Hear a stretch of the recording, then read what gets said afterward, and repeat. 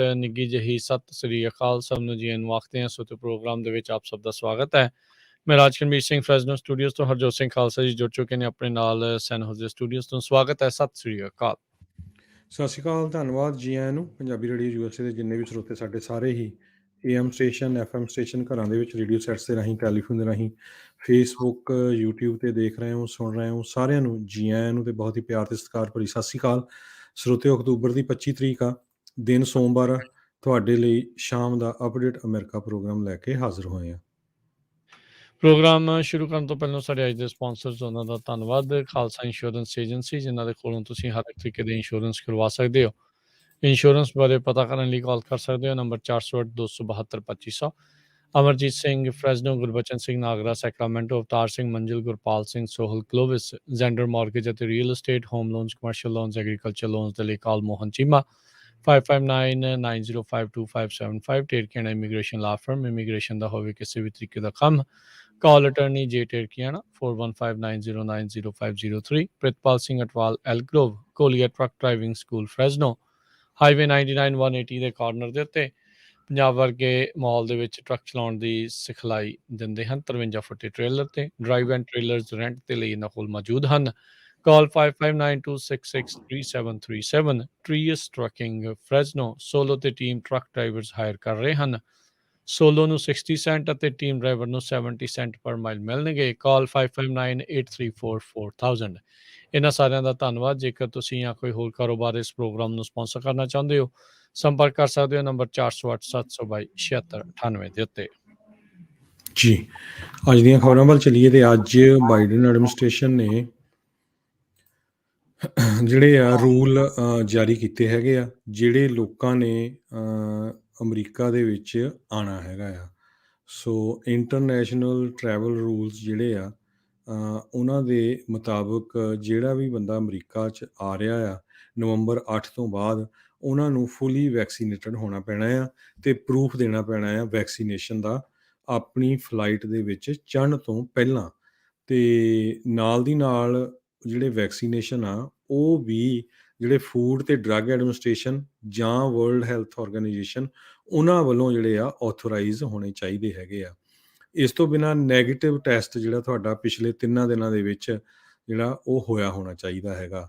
ਸੋ ਇਹ make sure ਕਰ ਲਿਓ, ਜਿਨ੍ਹਾਂ ਦੇ ਰਿਸ਼ਤੇਦਾਰ ਇੰਡੀਆ ਤੋਂ ਜਾਂ ਹੋਰ ਕੈਨੇਡਾ ਤੋਂ ਜਾਂ ਹੋਰ ਕਿਤੋਂ ਵੀ ਆ ਰਹੇ ਆ, ਇਹ ਸਾਰਾ ਕੁਛ ਉਹਨਾਂ ਨੇ ਚੈੱਕ ਕਰਨਾ ਆ। ਅਤੇ ਦੂਸਰੇ ਪਾਸੇ ਇਹ ਵੀ ਖਬਰ ਆ ਰਹੀ ਹੈ, ਕੁਛ ਕੈਨੇਡਾ ਦੇ ਲੋਕ ਜਦੋਂ ਹੁਣ ਕੈਨੇਡਾ 'ਚ ਜਾ ਰਹੇ ਆ ਅਤੇ ਇੰਡੀਆ ਦੇ ਏਅਰਪੋਰਟਾਂ 'ਤੇ ਪੂਰੀ ਲੁੱਟ ਖਸੁੱਟ ਹੋ ਰਹੀ ਆ। ਕਹਿੰਦੇ ਕਈ ਜਿਹੜੇ ਸਿਆਣੇ ਬਜ਼ੁਰਗ ਬੰਦੇ ਆ, ਉਹਨਾਂ ਨੂੰ ਐਵੇਂ ਲੋਕ ਪੁੱਛਣ ਲੱਗ ਪੈਂਦੇ ਆ, ਉਹ ਬਣ ਕੇ ਜਿਹੜੇ ਉੱਥੇ ਦੇ ਕਸਟਮ ਆਫਿਸਰ ਆ ਵੀ ਜੀ ਤੁਹਾਡਾ ਆਹ ਟੈਸਟ ਨਹੀਂ ਆਇਆ, ਆਹ ਨਹੀਂ ਆਇਆ, ਅਤੇ ਉਹਨਾਂ ਤੋਂ ਪੈਸੇ ਮੰਗ ਰਹੇ ਆ। ਸੋ ਇਹ ਜ਼ਰੂਰ ਧਿਆਨ 'ਚ ਰੱਖੋ, ਜੇ ਕੋਈ ਇੱਦਾਂ ਕਰਦਾ ਆ ਤਾਂ ਕਹਿੰਦੇ ਵੀ ਪੁਲਿਸ ਵਾਲਿਆਂ ਨੂੰ ਉੱਥੇ ਇਨਫੋਰਮ ਕਰੋ। ਉੱਥੇ ਚੋਰ ਬਜ਼ਾਰੀ ਬਹੁਤ ਜ਼ਿਆਦਾ ਚੱਲ ਰਹੀ ਹੈਗੀ ਇਸ ਟਾਈਮ ਦੇ ਉੱਤੇ। ਉੱਥੇ ਭਾਜੀ ਹਰਜੋਤ ਸਿੰਘ ਜੀ, ਜਿਨ੍ਹਾਂ ਨੂੰ ਸ਼ਿਕਾਇਤ ਕਰਨੀ ਉਹਦਾ ਵੀ ਕੀ ਪਤਾ ਵੀ ਉਹ ਵੀ ਅਸਲੀ ਆ ਕਿ ਨਕਲੀ ਆ ਉੱਥੇ। ਜੀ ਜੀ। ਉੱਥੇ ਦਾ ਰੱਬ ਰਾਖਾ ਹੀ ਆ ਵੀ ਔਖਾ ਹੀ ਆ ਕੰਮ ਉੱਥੇ ਦਾ। ਆਪਾਂ ਦੇਖਦੇ ਹੀ ਆ ਵੀ ਕਿੱਦਾਂ ਦੀ ਸਥਿਤੀ ਜਿਹੜੀ ਉਹ ਬਣੀ ਪਈ ਆ।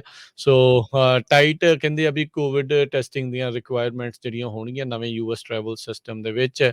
ਇਹਨਾਂ ਨੇ ਪਿਛਲੇ ਮਹੀਨੇ ਹੀ ਜਿਹੜਾ ਆ ਉਹ ਇਸ ਮਹੀਨੇ ਦੇ ਵਿੱਚ ਹੀ ਦੱਸਿਆ ਸੀਗਾ ਵੀ ਅਸੀਂ ਹੁਣ ਮੁਲਕ ਦੇ ਜਿਹੜੇ ਹਾਲਾਤਾਂ ਨੂੰ ਛੱਡ ਕੇ ਕੱਲੇ ਇਨਸਾਨ ਆ, ਮਨੁੱਖ ਆ, ਉਸ ਦੇ ਉੱਤੇ ਅਸੀਂ ਜ਼ਿੰਮੇਵਾਰੀ ਜਿਹੜੀ ਇੱਕ ਹਿਸਾਬ ਦੇ ਨਾਲ ਰੱਖ ਰਹੇ ਹਾਂ ਵੀ ਇਸ ਟਰੈਵਲ ਦੇ ਹਿਸਾਬ ਦੇ ਲਈ ਵੀ ਹੁਣ ਖੋਲ੍ਹਿਆ ਜਿਹੜਾ ਉਹ ਜਾਵੇਗਾ। ਅਤੇ ਸੋ ਬਿਲਕੁਲ, ਸੋ ਈਵਨ ਜਿੱਦਾਂ ਤੁਸੀਂ ਦੱਸਿਆ ਵੀ ਫੁੱਲੀ ਵੈਕਸੀਨੇਟਿਡ ਅਮੈਰੀਕਨਸ ਆ, ਉਹਨਾਂ ਨੂੰ ਵੀ 3 ਦਿਨ ਦੀ ਜਿਹੜੀ ਆ COVID-19 ਨੈਗੇਟਿਵ ਰਿਜ਼ਲਟ ਜਿਹੜੇ ਆ ਉਹ ਲੈ ਕੇ ਆਉਣੇ ਪੈਣਗੇ ਜੇ ਪ੍ਰੂਫ ਆਫ ਵੈਕਸੀਨੇਸ਼ਨ ਉਹਨਾਂ ਦੇ ਕੋਲ ਨਹੀਂ ਹੈਗਾ। ਅਤੇ ਜੇ ਪ੍ਰੂਫ ਆਫ ਵੈਕਸੀਨੇਸ਼ਨ ਨਹੀਂ ਹੈਗਾ ਤਾਂ ਫਿਰ ਉਹ 1 ਦਿਨ ਦੀ ਰਿਕੁਆਇਰਮੈਂਟ ਆ, 3 ਦਿਨ ਦੀ ਵੀ ਬਜਾਏ। ਸੋ ਹੋਰ ਵੀ ਜ਼ਿਆਦਾ ਸਟ੍ਰਿਕਟਨੈਸ ਜਿਹੜੀ ਆ ਉਹ ਇਹਨਾਂ ਨੇ ਰੱਖੀ ਜਿਹੜੀ ਉਹ ਹੈਗੀ ਆ। ਸੋ ਭਾਈ ਇਸੇ ਤਰ੍ਹਾਂ ਇੰਡੀਆ ਵਾਲਿਆਂ ਦਾ ਵੀ ਇੱਕ ਵਾਰੀ ਫੇਰ ਦੱਸ ਦਈਏ, ਕਿਉਂਕਿ ਬਹੁਤ ਵਾਰ ਲੋਕ ਵਾਰ ਪੁੱਛ ਰਹੇ ਆ। ਜਿਹੜੇ ਲੋਕਾਂ ਨੇ ਅਮਰੀਕਾ ਤੋਂ ਜਾਂ ਹੋਰ ਬਾਹਰੋਂ ਇੰਡੀਆ ਜਾਣਾ ਆ, ਉਹਦੇ ਵਾਸਤੇ ਜਿਹੜਾ ਆ ਅਕਤੂਬਰ 15 ਤੋਂ ਲੈ ਕੇ ਨਵੰਬਰ 15 ਤਾਈਂ ਗਰੁੱਪ ਟੂਰਿਜ਼ਮ ਜਿਹੜੀਆਂ ਚਾਰਟਰਡ ਫਲਾਈਟਸ ਉਹਨਾਂ ਦੇ ਵਿੱਚ ਜਾ ਸਕਦੇ ਆ। 15 ਨਵੰਬਰ ਤੋਂ ਬਾਅਦ ਜਿਹੜੇ ਇੰਡੀਵਿਜੂਅਲ ਟਰੈਵਲ ਕਿਸੇ ਤਰ੍ਹਾਂ ਦਾ ਵੀ, ਉਹਦੇ ਲਈ ਜਿੰਨੇ ਵੀ ਫੋਰਨ ਨੈਸ਼ਨਲਸ ਆ, ਜਿੱਦਾਂ ਮਤਲਬ ਆਪਾਂ ਸਿਟੀਜ਼ਨ ਬਣ ਗਏ ਅਮਰੀਕਾ ਦੇ, ਸੋ ਅਸੀਂ ਫੋਰਨ ਨੈਸ਼ਨਲ ਹੀ ਹਾਂ, ਅਤੇ ਉਹਨਾਂ ਨੂੰ ਜਿਹੜਾ ਆ ਟੂਰਿਸਟ ਵੀਜ਼ਾ ਲੈਣਾ ਪਊਗਾ। ਚਾਰਟਰ ਫਲਾਈਟਸ 'ਚ ਨਹੀਂ ਜਾਣਾ ਹੈਗਾ, ਅਤੇ ਜਿੰਨੇ ਵੀ ਫੋਰਨ ਨੈਸ਼ਨਲਸ ਹੈਗੇ ਆ ਉਹ 15 ਨਵੰਬਰ ਤੋਂ ਬਾਅਦ ਐਜ਼ ਏ ਇੰਡੀਵਿਜੂਅਲ ਵੀ ਐਂਟਰ ਕਰ ਸਕਦੇ ਆ, ਪਰ ਉਹਨਾਂ ਨੂੰ ਵੀ ਈ ਟੂਰਿਸਟ ਵੀਜ਼ਾ ਜਿਹੜਾ ਲੈਣਾ ਪਊਗਾ। ਸਿੰਗਲ ਐਂਟਰੀ ਜਿਹੜੀ ਹੋਊਗੀ 30 ਦਿਨਾਂ ਲਈ ਵੈਲਿਡ, ਅਤੇ ਜਦੋਂ ਤੁਹਾਨੂੰ ਵੀਜ਼ਾ ਮਿਲਣਾ ਉਹ 120 ਦਿਨਾਂ ਦਾ ਟਾਈਮ ਹੋਊਗਾ, ਉਹਦੇ ਵਿੱਚ ਤੁਸੀਂ 30 ਦਿਨਾਂ ਲਈ ਐਂਟਰ ਕਰ ਸਕਦੇ ਹੈਗੇ ਆ। ਅਤੇ ਜਿਨ੍ਹਾਂ ਦੇ ਕੋਲ ਐਗਜ਼ਿਸਟਿੰਗ ਈ ਟੂਰਿਸਟ ਵੀਜ਼ਾ ਜਾਂ regular paper tourist visa issue ਹੈਗਾ 6 ਅਕਤੂਬਰ 21 ਤੋਂ ਪਹਿਲਾਂ, ਉਹ ਸਸਪੈਂਡ ਹੈਗਾ ਆ। ਸੋ ਇਹ consulate general of San Francisco ਜਿਹੜਾ ਆ, ਉਹਨਾਂ ਨੇ ਇਹ ਐਡਵਾਈਜ਼ਰੀ ਇਸ਼ੂ ਕੀਤੀ ਹੈਗੀ ਆ। ਜੀ, ਸੋ ਜਿਨ੍ਹਾਂ ਨੇ ਪਹਿਲਾਂ ਡਾਲਰ ਦੇ ਕੇ ਵੀਜ਼ੇ ਲਵਾਏ ਆ, ਉਹ ਸਾਰੇ ਹਾਲ ਦੀ ਘੜੀ ਨਹੀਂ ਚੱਲਣੇ। ਕਹਿੰਦੇ ਆ ਵੀ ਪੈਸੇ ਦਿਓ ਹੋਰ ਦੁਬਾਰੇ, ਨਵੇਂ ਜਿਹੜੇ ਡਾਲਰ ਲੈਣੇ ਆ ਤੁਹਾਡੇ ਕੋਲ, ਤੇ ਫਿਰ ਦੁਬਾਰਾ ਉਹਨਾਂ ਨੇ ਦੇ ਦੇਣਾ ਆ। ਹੁਣ ਇਹ ਨਹੀਂ ਪਤਾ ਵੀ ਉਹਨੂੰ ਮੁੜ ਕੇ ਦੁਬਾਰਾ ਚਾਲੂ ਵੀ ਕਰਨਗੇ, ਜਾਂ ਕਹਿ ਲਓ ਵੀ ਉਹ ਡਾਲਰ ਜਿਹੜੇ ਉਹ ਜ਼ਬਤੀ ਕਰ ਗਏ, ਢਿੱਡੀ ਜਿਹੜੇ ਉਹ ਖਾ ਗਏ। ਇੱਦਾਂ ਦੇ ਦੇਖੋ ਹਾਲਾਤ ਮਾੜੇ ਆ। ਹੁਣ ਜੇ ਅਮਰੀਕਾ ਵਾਲੇ ਕਹਿ ਦਿੰਦੇ ਵੀ ਅਖੇ ਜੀ ਦੁਬਾਰਾ ਵੀਜ਼ਾ ਲਵਾ ਕੇ ਆਓ, ਤੇ ਸਭ ਨੂੰ ਪਤਾ ਕਿੱਦਾਂ ਢਿੱਡੀ ਪੀੜਾਂ ਪੈਣੀਆਂ ਸੀਗੀਆਂ। ਹੁਣ ਕੁਛ ਤਾਂ ਕੋਈ ਨਹੀਂ ਪਿਆ ਵੀ ਦੇਖੋ ਵੀ ਇੰਡੀਆ ਵਾਲੇ ਧੱਕਾ ਕਰ ਰਹੇ ਆ ਵੀ ਪੁਰਾਣੇ ਵੀਜ਼ੇ ਜਿਹੜੇ ਆ ਉਹ ਐਡਮਿਟ ਹੀ ਨਹੀਂ ਜਿਹੜੇ ਉਹ ਕਰ ਰਹੇ, ਵੀ ਨਵੇਂ ਜਿਹੜੇ ਹੁਣ ਦੁਬਾਰਾ ਲੈ ਕੇ ਆਓ। ਅਗਲੀ ਜਿਹੜੀ ਆਪਾਂ ਹਰਜੋਤ ਸਿੰਘ ਜੀ ਗੱਲ ਜਿਹੜੀ ਉਹ ਕਰਦੇ ਜਾਈਏ, ਕੈਲੀਫੋਰਨੀਆ ਦੇ ਵਿੱਚ ਅਨਇੰਪਲੋਇਮੈਂਟ ਰੇਟ ਜਿਹੜੀ ਆ ਅਜੇ ਵੀ ਹਾਈ ਜਿਹੜੀ ਉਹ ਕਹਿੰਦੇ ਆ ਦੱਸੀ ਜਾ ਰਹੀ ਹੈਗੀ ਆ। ਨਵਾਡਾ ਦੇ ਨਾਲ ਕਹਿੰਦੇ ਵੀ ਮਿਲ ਗਿਆ 7.5% ਦੇ ਉੱਤੇ ਅਨਇੰਪਲੋਇਮੈਂਟ ਰੇਟ ਜਿਹੜੀ ਨਵਾਡਾ ਤੇ ਕੈਲੀਫੋਰਨੀਆ ਦੀ ਇਸ ਟਾਈਮ ਬਰਾਬਰ ਚੱਲ ਰਹੀ ਆ।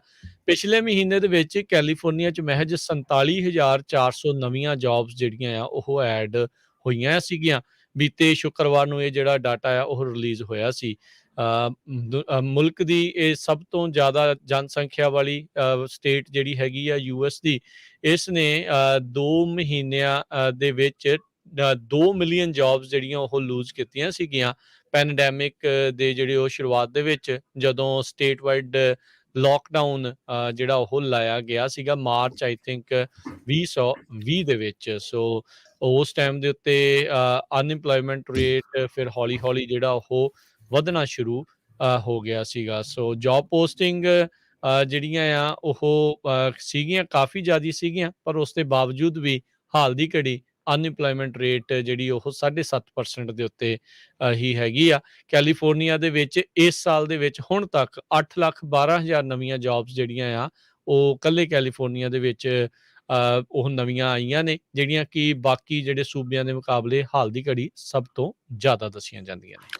ਅਗਲੀ ਖਬਰ ਜਿਹੜੀ ਆ, ਜਿਹੜੇ ਮੈਂਸ਼ਨ ਹੈਗੇ ਸੈਨੇਟਰ ਜੋ ਮੈਂਸ਼ਨ, ਉਹਨਾਂ ਨੇ ਇਹ ਕਿਹਾ ਹੈਗਾ ਵੀ ਮੇਰੀ ਪ੍ਰੈਜ਼ੀਡੈਂਟ ਜੋ ਬਾਈਡਨ ਉਹਨਾਂ ਦੇ ਨਾਲ ਗੱਲਬਾਤ ਹੋਈ ਹੈਗੀ ਆ ਸੋਸ਼ਲ ਸੇਫਟੀ ਨੈਟ ਪੈਕੇਜ ਨੂੰ ਲੈ ਕੇ, ਅਤੇ ਉਹ ਕਹਿੰਦੇ ਵੀ ਮੈਂ ਆਪਟੋਮਿਸਟਿਕ ਹੈਗਾ ਆ ਵੀ ਜਿਹੜੀ ਡੀਲ ਆ ਬਹੁਤ ਜਲਦੀ ਵੀ ਇਸ ਹਫਤੇ ਦੇ ਵਿੱਚ ਬਣ ਜਾਵੇ। ਪਰ ਜਦੋਂ ਉਹਨਾਂ ਨੂੰ ਇਹ ਪੁੱਛਿਆ ਗਿਆ ਵੀ ਤੁਹਾਡਾ ਕੰਸਰਨ ਹੈਗਾ ਐਕਸਪੈਂਸ਼ਨ ਆਫ ਮੈਡੀਕੇਅਰ, ਉਹਦੇ ਵਿੱਚ ਉਹਨਾਂ ਨੇ ਇਹ ਕਿਹਾ ਵੀ ਠੀਕ ਆ ਵੀ ਮੈਡੀਕੇਅਰ ਐਕਸਪੈਂਸ਼ਨ ਜਿਹੜਾ ਆ ਉਹ ਮੇਰਾ ਇੱਕ ਮੇਨ ਕੰਸਰਨ ਹੈਗਾ, ਅਤੇ ਦੂਸਰਾ ਜਿਹੜਾ ਪ੍ਰਾਈਸ ਟੈਗ ਜਿਹੜਾ ਉਹ ਪਹਿਲੇ ਦਿਨ ਤੋਂ ਹੀ ਕਹਿੰਦੇ ਆ ਰਹੇ ਆ ਵੀ 1.5 ਟ੍ਰਿਲੀਅਨ ਡਾਲਰ ਦਾ। ਸੋ ਕਹਿੰਦੇ ਵੀ ਮੈਂ ਉਹਦੇ ਉੱਤੇ ਪੂਰੀ ਤਰ੍ਹਾਂ ਟਿਕਿਆ ਹੋਇਆ ਹੈਗਾ। ਜੀ, ਰਾਸ਼ਟਰਪਤੀ ਬਾਈਡਨ ਨੇ ਇੱਕ ਵਾਰੀ ਫਿਰ ਆਪਣਾ ਐਗਜ਼ੀਕਿਊਟਿਵ ਜਿਹੜਾ ਪ੍ਰਿਵਿਲੇਜ ਆ ਉਸ ਨੂੰ ਵਰਤਣ ਤੋਂ ਇਨਕਾਰ ਕਰ ਦਿੱਤਾ ਆ ਉਹਨਾਂ ਦਸਤਾਵੇਜ਼ਾਂ ਦੇ ਨਾਲ ਸੰਬੰਧਿਤ ਜਿਹੜੇ ਸਾਬਕਾ ਰਾਸ਼ਟਰਪਤੀ ਟਰੰਪ ਹੋਣਾ ਦੇ ਨਾਲ ਲੋੜੀਂਦੇ ਹੈਗੇ ਨੇ। ਕਮੇਟੀ ਜਿਸ ਦੀ ਮੰਗ ਕਰ ਰਹੀ ਆ 6 ਜਨਵਰੀ ਦੇ ਜਿਹੜੇ ਹਮਲੇ ਆ ਉਸ ਨੂੰ ਲੈ ਕੇ। ਅੱਜ ਰੂਲਿੰਗ ਜਿਹੜੀ ਸਟੋਨਸ ਆ ਉਸਨੇ ਵੀ ਅੱਜ ਇੱਕ ਐਕਸਕਲੂਸਿਵ ਪਰਦਾਫਾਸ਼ ਕੀਤਾ ਵੀ ਕਹਿੰਦੇ ਵੀ ਜਿਹੜੇ ਕੁਝ ਮੈਂਬਰਸ ਆਫ ਕਾਂਗਰਸ ਤੇ ਵਾਈਟ ਹਾਊਸ ਦਾ ਸਟਾਫ ਉਸ ਟਾਈਮ ਦੇ ਉੱਤੇ ਟਰੰਪ ਐਡਮਿਨਿਸਟ੍ਰੇਸ਼ਨ ਦੇ ਵਿੱਚ ਉਹਨਾਂ ਨੇ ਪਾਰਟਿਸਿਪੇਟ ਕੀਤਾ ਸੀ। ਦਰਜਨਾਂ ਹੀ ਜਿਹੜੀਆਂ ਪਲੈਨਿੰਗ ਮੀਟਿੰਗਸ ਹੋਈਆਂ ਸੀ ਇਸ ਜਿਹੜੀ 6 ਜਨਵਰੀ ਦੇ ਜਿਹੜੇ ਪ੍ਰੋਟੈਸਟ ਸੋ ਕਾਲਡ ਆ ਉਹਨਾਂ ਨੂੰ ਲੈ ਕੇ। ਸੋ ਪ੍ਰੋ ਟਰੰਪ ਰੈਲੀਜ਼ ਜਿਹੜੀਆਂ ਹੋਈਆਂ ਸੀਗੀਆਂ। ਰੋਲਿੰਗ ਸਟੋਨ ਇੱਕ ਜਿਹੜੀ ਕਾਫੀ ਪੁਰਾਣੀ ਜਿਹੜੀ ਇੱਕ ਮੈਗਜ਼ੀਨ ਹੈਗੀ ਆ, ਉਹਨਾਂ ਨੇ ਇਸ ਨੂੰ ਅੱਜ ਰਿਪੋਰਟ ਜਿਹੜਾ ਕੀਤਾ ਵੀ ਕੁਝ ਕਾਂਗਰਸ ਦੇ ਮੈਂਬਰਸ ਵੀ ਇਸ ਦੇ ਵਿੱਚ ਜੁੜੇ ਹੋਏ ਸੀ। ਇਸ ਤੋਂ ਬਾਅਦ ਦੇ ਵਿੱਚ ਜਿਹੜੀ ਅਲੈਗਜ਼ੈਂਡਰੀਆ ਓਕਾਸੀਓ-ਕੋਰਟਜ਼ ਕਾਂਗਰਸ ਵੂਮਨ ਹੈਗੀ ਆ, ਉਹਨਾਂ ਨੇ ਇਹਨਾਂ ਸਾਰੇ ਕਾਂਗਰਸ ਮੈਂਬਰਸ ਆ ਉਹਨਾਂ ਨੂੰ ਐਕਸਪੈਲ ਕਰਨ ਦੇ ਲਈ ਯਾਨੀ ਕਿ ਹਾਊਸ ਆਫ ਰਿਪਰੈਜ਼ੈਂਟੇਟਿਵ ਚੋਂ ਬਾਹਰ ਕੱਢੇ ਜਾਣ ਦੀ ਮੰਗ ਕੀਤੀ ਆ। ਜੀ, ਅਗਲੀ ਖਬਰ ਜਿਹੜੀ ਲੇਕ ਤਾਹੋ ਤੋਂ ਆ ਰਹੀ ਆ, ਕਹਿੰਦੇ ਵੀ ਲੇਕ ਤਾਹੋ ਦੇ ਵਿੱਚ ਵਾਟਰ ਲੈਵਲ ਜਿਹੜਾ ਪਾਣੀ ਦਾ ਲੈਵਲ ਆ ਉਹ ਫਿਰ ਨੈਚੁਰਲ ਜਿਹੜਾ ਰਿਮ ਆ ਉਹਨਾਂ ਦਾ ਉਹ ਤੋਂ ਉੱਪਰ ਚਲਾ ਗਿਆ ਆ। ਆਪਾਂ ਦੇਖਿਆ ਪਿਛਲੇ 2 ਦਿਨਾਂ ਦੇ ਵਿੱਚ ਬਹੁਤ ਜ਼ਿਆਦਾ ਮੀਂਹ ਇੱਧਰ ਪਿਆ ਹੈਗਾ ਸੈਕਰਾਮੈਂਟੋ ਬੇ ਏਰੀਆ, ਲੇਕ ਤਾਹੋ ਏਰੀਏ ਦੇ ਵਿੱਚ। ਇੱਕ ਟਾਈਮ ਦੇ ਉੱਤੇ ਜਿਹੜਾ ਵਾਟਰ ਲੈਵਲ ਆ ਲੇਕ ਤਾਹੋ ਦੇ ਵਿੱਚ, ਉਹ 1 ਇੰਚ ਜਿਹੜਾ ਆ ਡਾਊਨ ਚਲਾ ਗਿਆ ਸੀ, ਜਿਹੜਾ ਉਹਨਾਂ ਦਾ ਇੱਕ ਤਰ੍ਹਾਂ ਨਾਲ ਨੈਚੁਰਲ ਰਿਮ ਰੱਖਿਆ ਹੋਇਆ। ਅਤੇ ਕਹਿੰਦੇ ਪਈ ਹੁਣ ਹਾਫ ਫੁੱਟ ਜਿਹੜਾ ਅੱਧਾ ਫੁੱਟ ਪਾਣੀ ਉੱਪਰ ਗਿਆ ਹੈਗਾ ਪਿਛਲੇ 24 ਘੰਟਿਆਂ ਦੇ ਵਿੱਚ, ਅਤੇ 2 ਫੁੱਟ ਜਿਹੜੀ ਸਨੋ ਆ ਉਹ ਪਹਾੜੀਆਂ ਦੇ ਵਿੱਚ ਜਿਹੜਾ ਤਾਹੋ ਬੇਸਨ ਆ ਉੱਥੇ ਇਕੱਠੀ ਹੋਈ ਹੈਗੀ ਆ। ਕਹਿੰਦੇ ਵੀ ਇਹਦੇ ਨਾਲ ਹੋ ਸਕਦਾ ਡਰਾਊਟ ਖਤਮ ਹੋ ਗਿਆ। ਕਹਿੰਦੇ ਨਹੀਂ, ਹਜੇ ਨਹੀਂ ਲੱਗਦਾ ਵੀ ਇਹ ਜਿਹੜਾ ਡਰਾਊਟ ਆ ਖਤਮ ਹੋਇਆ। ਕੈਲੀਫੋਰਨੀਆ, ਨਵਾਡਾ ਦੇ ਵਿੱਚ ਮੀਂਹ ਦੀ ਹੋਰ ਬਹੁਤ ਜ਼ਿਆਦਾ ਜ਼ਰੂਰਤ ਹੈਗੀ ਆ, ਪਰ ਜਿਹੜਾ ਟਰੱਕੀ ਰਿਵਰ ਆ ਉਹ ਕਹਿੰਦੇ ਵੀ ਬੈਕ ਟੂ ਲਾਈਫ ਅਤੇ ਫਰੈਸ਼ ਰੇਨਫਾਲ ਦੇ ਨਾਲ ਮੀਂਹ ਦੇ ਨਾਲ ਜਿਹੜਾ ਆ ਬੈਕ ਟੂ ਲਾਈਫ ਆ ਗਿਆ ਆ। ਜੀ, ਚਲੋ ਚੰਗੀ ਗੱਲ ਆ। ਡੋਨਰ ਲੇਕ ਜਿਹੜੀ 80 ਦੇ ਉੱਤੇ ਆਉਂਦੀ ਆ, ਉੱਥੇ ਅਚਾਨਕ ਪਹਿਲੋਂ ਕਹਿੰਦੇ ਵੀ 6 ਇੰਚ ਮੀਂਹ ਪਿਆ ਤੇ ਉਸ ਤੋਂ ਬਾਅਦ ਦੇ ਵਿੱਚ 25 ਇੰਚ ਜਿਹੜੀ ਉਹ ਸਨੋ ਪੈ ਗਈ, ਜਿਸ ਕਰਕੇ I-80 ਦੋਨੋਂ ਹੀ ਤਰਫੋਂ ਕਹਿੰਦੇ ਕਈ ਮੀਲ ਤੱਕ ਜਿਹੜਾ ਉਹ ਬੰਦ ਰਿਹਾ ਸੀਗਾ। ਸੋ ਇਹ ਜਿਹੜੀਆਂ ਚੀਜ਼ਾਂ ਇਸ ਟਾਈਮ ਦੇਖਣ ਨੂੰ ਮਿਲ ਰਹੀਆਂ, ਭਾਰੀ ਜਿਹੜਾ ਮੀਂਹ ਆ ਉਹ ਚੌਂ-ਚੁਫੇਰੇ ਜਿਹੜਾ ਉਹ ਪਿਆ ਹੈਗਾ ਆ। ਇਸ ਦੇ ਨਾਲ ਉੱਦਾਂ ਤਾਂ ਜੇ ਦੇਖਿਆ ਜਾਵੇ ਤਾਂ ਫਾਇਦਾ ਹੈਗਾ, ਪਰ ਕਈ ਥਾਵਾਂ ਦੇ ਉੱਤੇ ਜਿਹੜੀ ਫਲੱਡਿੰਗ ਆ ਉਸ ਦੀ ਸਥਿਤੀ ਵੀ ਜਿਹੜੀ ਉਹ ਬਣ ਗਈ ਸੀਗੀ। ਸੋ ਇੱਕ ਥਾਂ ਦੇ ਉੱਤੇ ਤਾਂ 14 ਇੰਚ ਜਿਹੜਾ ਕੈਂਟਫੀਲਡ ਦਾ ਇਲਾਕਾ ਆ, ਉੱਥੇ ਤਕਰੀਬਨ ਪੌਣੇ 15 ਇੰਚ ਜਿਹੜਾ ਮੀਂਹ ਆ ਉੱਥੇ ਪੈ ਗਿਆ, ਤੇ ਸੈਂਟਾ ਰੋਜ਼ਾ ਦੇ ਵਿੱਚ 7.25 ਇੰਚ ਤੋਂ ਵੱਧ ਮੀਂਹ ਜਿਹੜਾ ਆ ਉਹ ਪਿਆ ਸੀਗਾ। ਸੋ ਸਟਾਰਮ ਹੁਣ ਕਈ ਥਾਵਾਂ ਦੇ ਉੱਤੇ ਤਾਂ ਹਰਜੋਤ ਸਿੰਘ ਜੀ ਵੀ ਉਹ ਹੁਣ ਮੀਂਹ ਹਟ ਗਿਆ ਹੈਗਾ ਆ। ਧੁੱਪ ਜਿਹੜੀ ਹੁਣ ਲਿਸ਼ਕਾਂ ਜਿਹੜੀ ਉਹ ਮਾਰਨੀ ਸ਼ੁਰੂ ਕਰੂਗੀ। ਚਲੋ ਉਮੀਦ ਕਰਦੇ ਹਾਂ ਵੀ ਥੋੜਾ ਉਹ ਬੈਟਰ ਰਵੇ।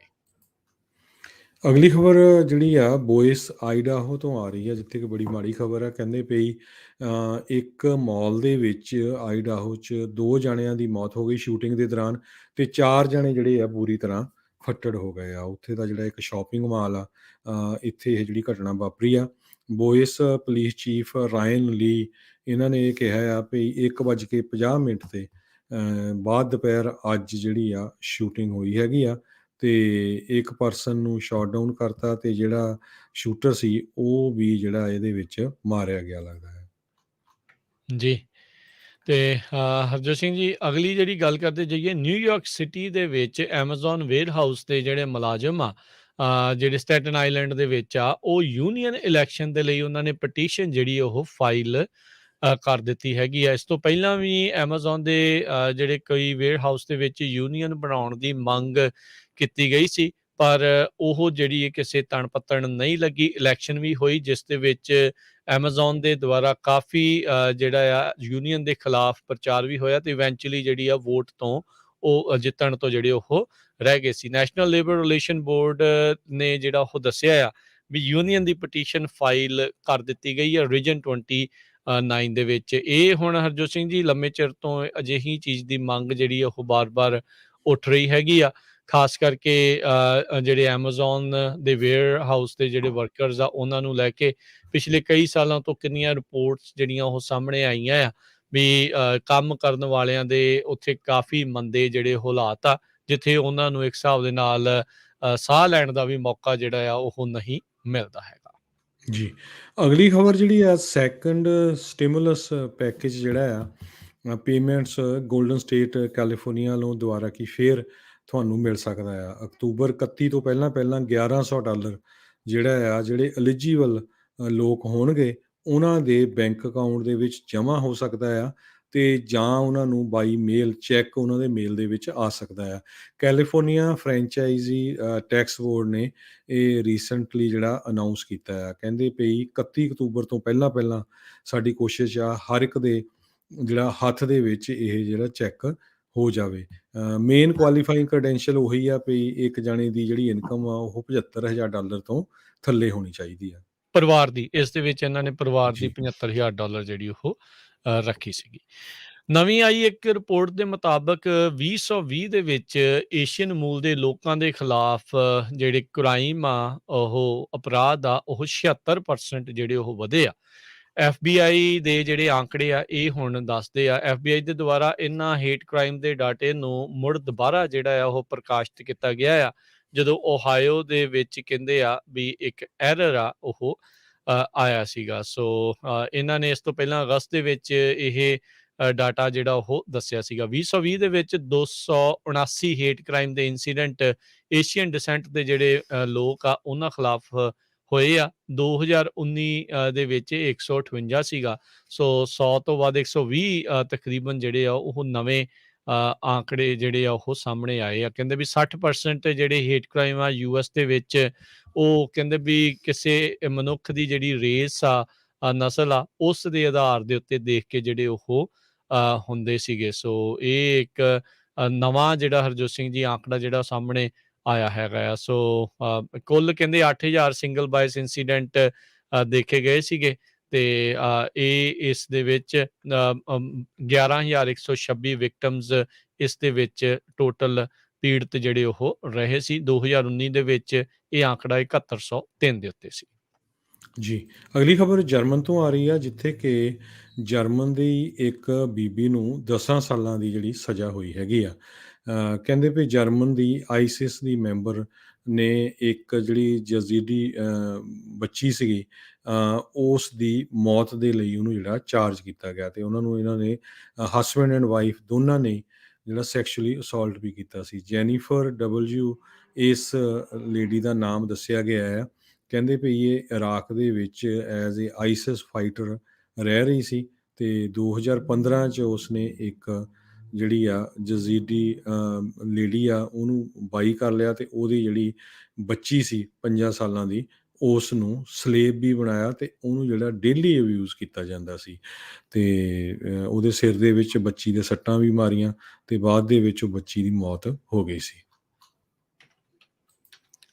ਅਗਲੀ ਜਿਹੜੀ ਆਪਾਂ ਖਬਰ ਜੀ ਉਸ ਦੇ ਉੱਤੇ ਨਜ਼ਰ ਮਾਰਦੇ ਜਾਈਏ। ਬੀਤੇ ਦਿਨਾਂ ਦੇ ਵਿੱਚ ਹਾਲੀਵੁੱਡ ਦੀ ਇੱਕ ਮੂਵੀ ਜਦੋਂ ਬਣ ਰਹੀ ਸੀ, ਉਸ ਦੌਰਾਨ ਇੱਕ ਐਕਸੀਡੈਂਟ ਡਿਸਚਾਰਜ ਜਿਹੜਾ ਕਥਿਤ ਤੌਰ ਦੇ ਉੱਤੇ ਕਿਹਾ ਜਾ ਰਿਹਾ ਆ ਵੀ ਉਸ ਕਰਕੇ ਇੱਕ ਡਾਇਰੈਕਟਰ ਆਫ ਫੋਟੋਗ੍ਰਾਫੀ ਬੀਬੀ ਜਿਹੜੀ ਉਸ ਦੀ ਮੌਤ ਹੋ ਗਈ ਸੀ। ਉਸ ਮਾਮਲੇ ਦੇ ਵਿੱਚ ਹੁਣ ਰੌਲਾ ਇਹ ਹਰਜੋਤ ਸਿੰਘ ਜੀ ਪੈ ਰਿਹਾ ਹੈਗਾ ਆ ਵੀ ਕੀ ਕ੍ਰਿਮੀਨਲ ਚਾਰਜਸ ਇਸ ਮਾਮਲੇ ਦੇ ਵਿੱਚ ਆ ਸਕਦੇ ਆ ਕਿ ਨਹੀਂ।